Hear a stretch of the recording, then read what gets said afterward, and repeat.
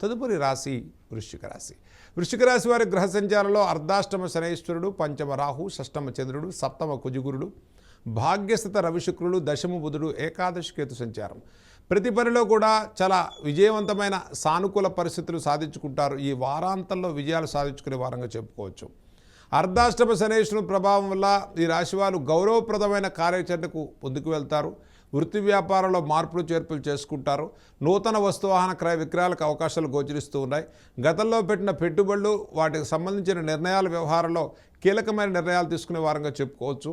పంచమరాహు సంచారం వల్ల ఆర్థికమైన వ్యవహారాల్లో కాస్త ఒత్తిడి భారం పెరిగేటువంటి వారంగా చెప్పుకోవచ్చు.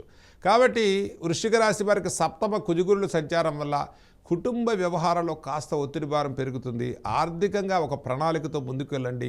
అనవసరమైన ఖర్చులు పెరుగుతూ ఉంటాయి. ఆరోగ్య విషయాల్లో శ్రద్ధ తీసుకోవటం ఈ రాశి వారికి చెప్పదగ్గ సూచన.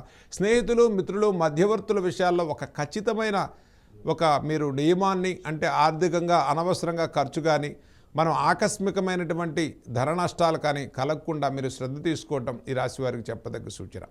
ఇక వృశ్చిక రాశి వారికి ఈ వారంలో చేయదగిన పరిహారాలు మనం చూసుకున్నట్లయితే, షష్టమ చంద్రుడు, సప్తమ కుజగురుల యొక్క సంచారం వల్ల శ్రీ వల్లీ దేవసేన సమేత శ్రీ సుబ్రహ్మణ్యేశ్వర స్వామి వారి యొక్క దర్శనాన్ని, స్వామికి పంచామృత అభిషేకాన్ని మంగళవారం చేసుకోవటం అత్యంత శుభయుక్తమైన ఫలితాలు కలిగిస్తుంది. దీంతోపాటు చక్కగా శుక్రవారం రోజు అమ్మవారి యొక్క నామాన్ని, శ్రీ మహాలక్ష్మి అష్టకాన్ని చదువుకోవటం వల్ల విశేషమైన ఫలితాలు లాభిస్తుంది వృశ్చిక రాశి వారికి.